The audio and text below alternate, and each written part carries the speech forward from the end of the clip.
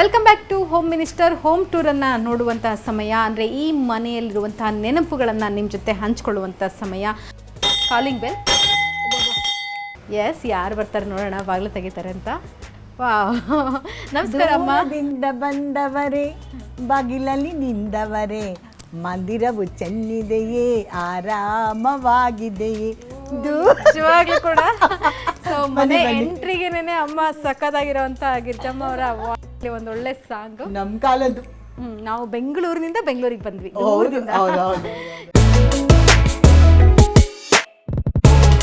ಇವನ್ನ ಮನೆ ಕಟ್ಟಬೇಕಾದ್ರೆ ಸ್ಟ್ರಗಲ್ ಹೇಗಿತ್ತು? ಅಯ್ಯೋ, ಯಾಕೆ ಹೇಳ್ತೀರಾ, ಅದನ್ನ ಕತೆ, ಅದು ಒಂದು ದೊಡ್ಡ ಕತೆ.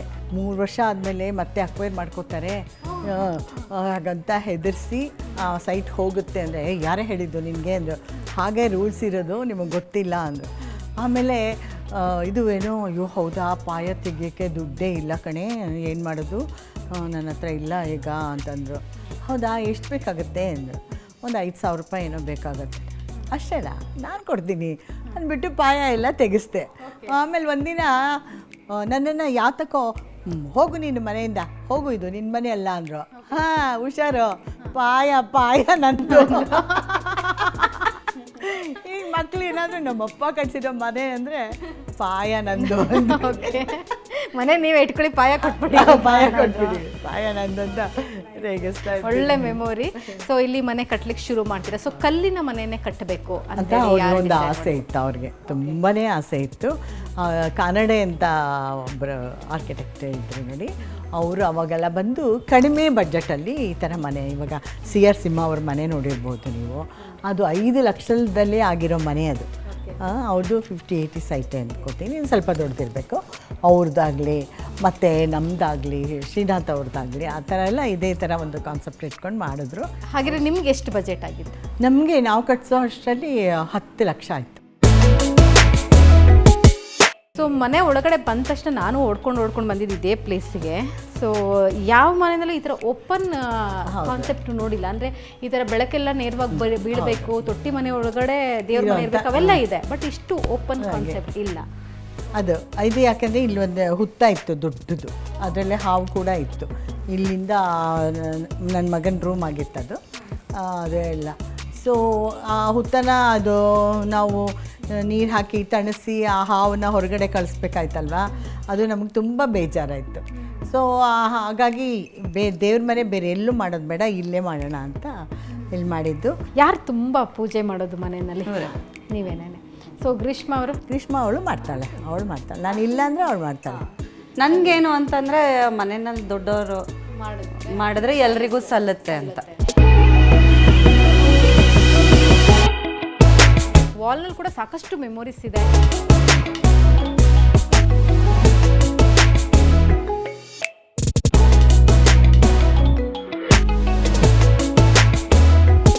ಸೊ ಈ ಫೋಟೋ ಅಂತೂ ಸಿಕ್ಕಾಬಟ್ಟೆ ಹೈಲೈಟ್. 70th ಬರ್ತ್ಡೇ ಇದು. ಎಷ್ಟು ಕ್ಯೂಟ್ ಅಲ್ವಾ? ಸೊ ಈ ಥರ ಮುದ್ದಾಗಿರೋ ಸೊಸೆ ಸಿಗಕ್ಕೆ ಒಂಥರ ನೀವು ಲಕ್ಕಿ ಅಂತ ಅನ್ಸುತ್ತಲ್ಲ. ಓಕೆ, ಸೊ ಇದು ಡಾಕ್ಟರ್ ರಾಜ್ಕುಮಾರ್ ಅವರು. ಅದು ಸುಬ್ಬಯ್ಯ ನಾಯ್ಡು ಅವರ 100ನೇ ವರ್ಷದ ಅವರ ಜನ್ಮದಿನೋತ್ಸವಕ್ಕೆ ನಾಟಕ ಮಾಡಿಸಿದ್ರು. ಸೊ ಇದು ಯಾವಾಗ ಅಪ್ಪಾಜಿ ಅವ್ರ ಜೊತೆ ಸಕ್ಕದಾಗಿದೆ, ಅಪ್ಪ ಮಗನ ಅದೇ ಕಾಂಬಿನೇಷನ್. ನೀಲಮೇಘ ಶ್ಯಾಮ ಮಾಡ್ತಾ ಇರ್ಬೇಕಾದ್ರೆ ಆ ಸಮಯದಲ್ಲಿ ತೆಗೆದು. ಸೊ ಈ ಫೋಟೋ ಇದೆಯಲ್ಲ ಅಮ್ಮ, ಇದನ್ನ ನಾನು ಇಂಟರ್ನೆಟ್ಗಳಲ್ಲಿ, ಯೂಟ್ಯೂಬಲ್ಲಿ ನೋಡಿದ್ದೀನಿ. ಬಹಳ ಇಷ್ಟ ಆಗುತ್ತೆ ಆ ಫೋಟೋದಲ್ಲಿರೋ ನೀವು. ಇದು ಲೋಕೇಶ್ ಅವ್ರ ಫ್ಯಾಮಿಲಿ. ಲೋಕೇಶ್ ಅವ್ರ ತಂದೆ ತಾಯಿ, ಅಕ್ಕನ ಮಗಳು, ಅದೇ ಮಗಳು ಅವರು, ಮತ್ತು ಅದು ಲೋಕೇಶ್. ಸೊ ಯಾರು ನಂಬ್ತೀರಾ ನೋಡಿ ಲೋಕೇಶ್ ಇವರು ಅಂತ. ಲೋಕೇಶ್ ಸರ್ದು ಫೋಟೋ. ಸೊ ನವರಾತ್ರಿಯ ಸಡಗರ ಎಲ್ಲಿದೆ ಅಂತ ಅಂದರೆ ಅದು ಇಲ್ಲಿ ಅಂತ ಹೇಳ್ಬೋದು. ಸೊ ಎಷ್ಟು ಸೊಗಸಾಗಿ ಗೊಂಬೆ ಕೂರಿಸಿದ್ರೆ, ಎಷ್ಟು ಬ್ಯುಸಿ ಶೆಡ್ಯೂಲ್, ಮನೇಲಿ ಇರೋರೆಲ್ಲ ಬ್ಯುಸಿ. ಇವತ್ತು ಒಂದು ಸಣ್ಣ ಪೂಜೆ ಮಾಡೋಕ್ಕೇ ಟೈಮ್ ಇಲ್ಲ ಅಂತ ಹೇಳ್ತಾರೆ, ಆದರೆ ನೀವು ಇಷ್ಟು ಅದ್ಭುತವಾಗಿ ಗೊಂಬೆ ಕೂರಿಸ್ಕೊಂಡು ಬಂದಿದ್ದೀರಾ. ಎಷ್ಟು ವರ್ಷದಿಂದ? ಎಲ್ಲರೂ ನಮ್ಮಲ್ಲಿ ಜಾಸ್ತಿ ಜನ ಇರೋದ್ರಿಂದ ಎಲ್ಲರೂ ಸಹಾಯ ಮಾಡ್ತಾರೆ. ಒಬ್ಬರ ಕೈಲೇ ಮಾಡೋಕ್ಕಾಗಲ್ಲ, ಒಬ್ಬರು ತೆಗೆದಿಡೋದು, ಮಾಡೋದು, ಆ ಬೊಂಬೆ ಇದು ಮಾಡೋದು, ತೆಕ್ಕೊಡೋದು, ಪೂಜಾ ಎಲ್ಲ ಜೋಡಿಸೋದು, ಇವರು ಪೂಜಾ ಎಲ್ಲ ಜೋಡಿಸ್ತೀವಿ, ಅವರೆಲ್ಲ ತೆಕ್ಕೊಡ್ತಾರೆ, ಮಾಡ್ತಾರೆ. ಸೊ ಇದು ದುರ್ಗಾ ಮಾತೆ, ನನ್ನ ಸೊಸೆಗೆ ತುಂಬ ಇಷ್ಟ ಅಂತ ಅವಳು ಕಲ್ಕಟ್ಟಾಯಿಂದ ತಂದು ಹೋಗಿದ್ಲು ಪ್ರೋಗ್ರಾಮ್ಗೆ, ತಂದು. ಅದು ಇಲ್ಲ ಅಂದರೆ ನಾವು ಇದು ಪಟ್ಟದ ಬೊಂಬೆಗಳು, ಅದೇ ಇಂಪಾರ್ಟೆಂಟು. ಅದೆರಡಿಟ್ಟು ಪೂಜೆ ಮಾಡಿದ್ರೂ ಆಯಿತು. ನಮ್ಮ ಕೈಲಿ ಆಗಲಿಲ್ಲ ಅಂದರೆ ಅದೆರಡು ಪಟ್ಟದ ಬೊಂಬೆ ಇಟ್ಬಿಟ್ಟು ದೇವ್ರ ಮುಂದೆ ಇಟ್ಟು ಕಳಶ ಇಟ್ಬಿಟ್ಟು ಒಂದು ಪುಟಾಣಿ ಕಳಶ ಇಟ್ಟಿದ್ದು ನೋಡಿ ಅಲ್ಲಿ, ಆ ಥರ ಕಳಶ ಇಟ್ಬಿಟ್ಟು ಅದಕ್ಕೆ ದಿನ ನೈವೇದ್ಯ ಅಂತೂ ಮಾಡಲೇಬೇಕು. ಇದೆಲ್ಲ ತುಂಬ ವರ್ಷದ ಹಳೇದು.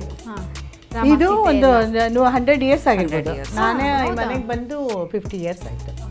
ಅದಕ್ಕೆ ಮುಂಚೆ ಲೋಕೇಶ್ ಅವ್ರ ಅಕ್ಕ ಅವರಂತೂ ಒಂದು ಸೀಕ್ವೆನ್ಸೇ ಮಾಡ್ತಾಯಿದ್ರು ಪ್ರತಿಯೊಂದೂ. ಪಳನಿ, ಆ ಬೆಟ್ಟ, ತಿರುಪತಿ ಬೆಟ್ಟ, ಆ ಥರ ಎಲ್ಲ ಮಾಡೋರು. ಅಷ್ಟು ಬೊಂಬೆ ಇತ್ತು, ಅಷ್ಟು ಜಾಗನೂ ಇತ್ತು. ವಿಷ್ಣು, ಹಾಂ, ವಿಷ್ಣು ಪೂಜಾ ರೀಪೇಂಟ್ ಮಾಡಿದ್ದು. ನನ್ನ ಮಗಳೇ ಪೇಂಟ್ ಮಾಡ್ತಾಳಲ್ಲ, BFA ಸ್ಟೂಡೆಂಟು. ಸೊ ಅವಳು ಇದು ನರಸಿಂಹ ಸ್ವಾಮಿ ನೋಡಿ, ಅದು ಗಣೇಶ ಮತ್ತು ಆಂಜನೇಯ, ಅದೆಲ್ಲ ಮೆಡ್ರಾಸಿಂದ ಅದು.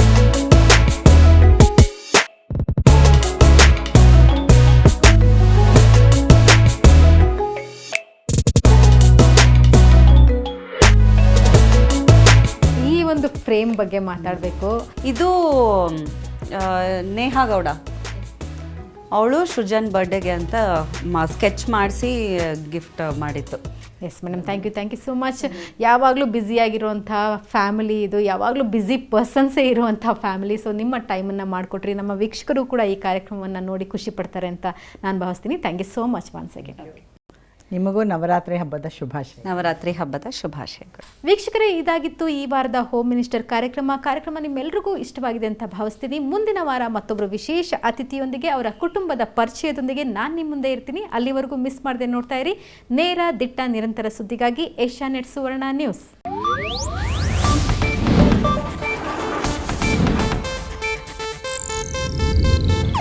ಇದು ಏಷ್ಯಾನೆಟ್ ನ್ಯೂಸ್ ನೆಟ್ವರ್ಕ್ ಪ್ರಸ್ತುತಿ.